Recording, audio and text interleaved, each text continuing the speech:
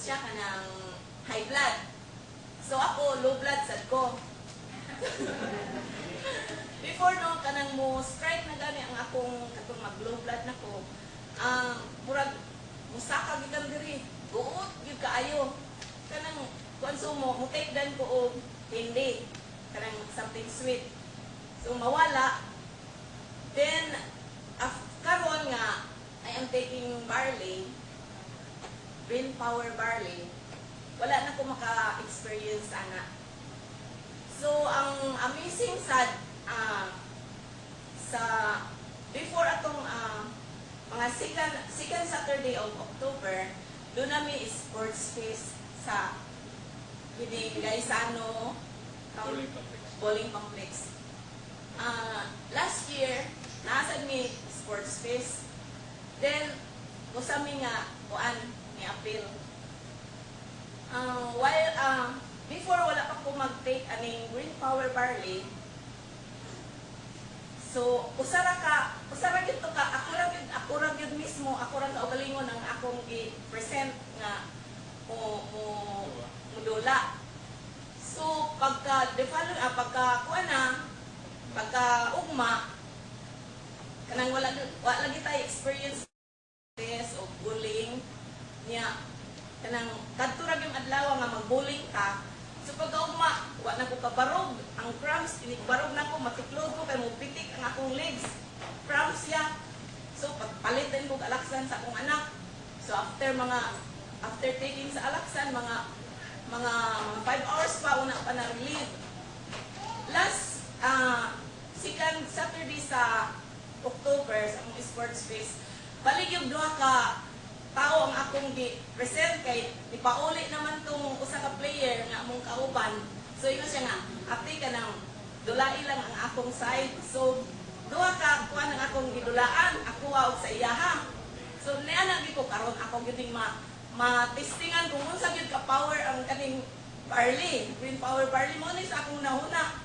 So after ana, so duha ka kuan, gihuman gyud na nako ang kuan sige nag-apura si Richard, sige nag-apura kay pamaulit na kay gabi na. Kunya na kay umanong. Balog na nung apura ko. Umanong sa namo tong bullying. So, pag abot na mo sa balay, timpla dahil ko, ang akong gigamit kining powder. So, kuha ko sa kasashi, sa 1 liter sa tubig. So, akong gituan. Pag human, gitunga na mong duha. Kilisan sa 1 liter. Ini, mahibawaan yun din ako ini ka ugma. So, pagka-ugma, wala mong gid pamaon. Wala gyud niya.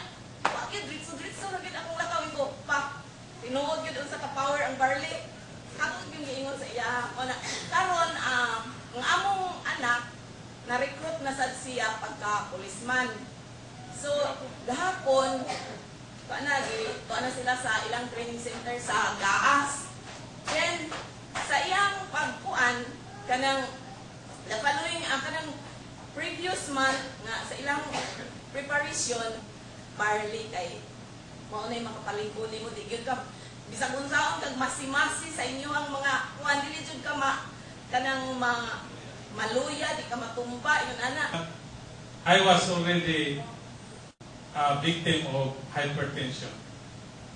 Nakoy certification gikan ni Dr. Wybin ko nga I suffered Wyben Briones, post-leutic seizure or gipator. Unya, doon ay status post-cerebrovascular disease in infract 2009 and hypertensive cardiovascular disease. Dili na gini siya nato malalis kay basig magduda, you will just think that I am making up story. I have bring with me the medical certificate. So, second last was 2007 and the latest was in May 28, 2010. Instant distributor. Small distributor lang.